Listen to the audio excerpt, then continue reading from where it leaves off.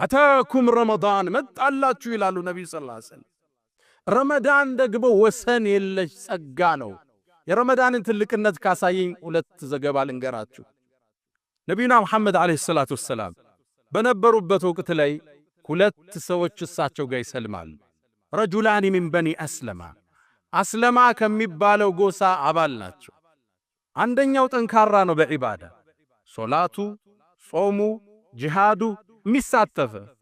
አንደኛው የኔ ቢጤ ደካማ እንደ ነገሩ ይሰግዳል፣ ሱና ላይ ይሳነፋል፣ ጂሃድ በዞርበት አይዞርም፣ ደካማ ነው ጾም ላይ፣ ተሐጁድ ሶላት ላይ።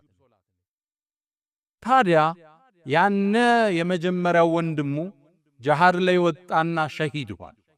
በአላህ መንገድ ተሰዋ፣ ሸሂድ ሆነ። በአመቱ ይሄ በዒባዳ ደካማ የሆነው ዘመዱ ተከተለው፣ የጎሳው ባለቤት። ታዲያ በአንድ ቀን ላይ ወይ በአንድ ምሽት ላይ ጠልሐቱ ብን ዑበይድላህ ከአስሩ ጀነት ከተበሰሩት አንዱ የሆነው ሰሓባ ህልም አየ። ያየው ህልም አስደነገጠው። ወደ ጀነት ሰዎች ሲጠሩ ነው በህልሙ ያየው። ጥሪ ሲደረግ ግን መጀመሪያ ጀነት በክብር እንዲገባ የተደረገው ሁለተኛ የሞተው ያ በዒባዳ ደካማ ይሆን። በጣም ተገረመ ጠልሐ። የመጀመሪያውን ያቀዋል፣ ሸሂድ ሆኖ ነው ሄደ። ዒባዳው የጠነከረ ነው። እንዴት ቀድሞ ሊጠራ ቻለ? ይህን ብጅታ ይዞ ጠልሐ ወደ ሰሓቦች ወጣ። ታሪኩን ነገራቸው። እነሱም ግራ ተጋቡ።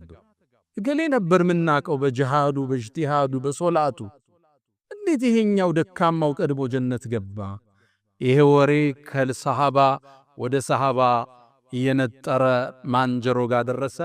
ነቢዩና መሐመድ አለይሂ ሰላቱ ወሰላም ታሪኩን ነገሯቸው። መልእክተኛው በአንድ ቃል ቋጩት። አወ ሚን አይ ሸይእን ተዕጀቡ፣ ምኑን ያስገረማቸው አላቸው። አወለም ዩዓመር ባዕደሁ ሰና ወአድረከ ረመዳን አላቸው። ከሱ በኋላ አንድ ዓመት አልቆየም እንዴ ሁለተኛው አሏቸው። አዎ አሉ። ረመዳንስ አግኝቶ ይላሏቸው። አዎ አሏቸው።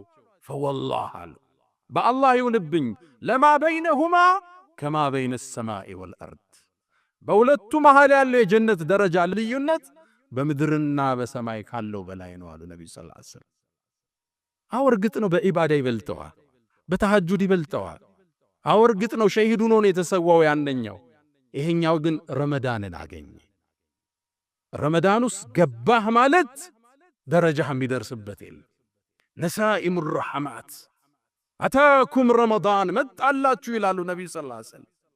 ይሄን ደረጃ ስለሚያውቁ ነው ቀደምቶቹ 6 ወር አድርሰን የሚሉት አላህ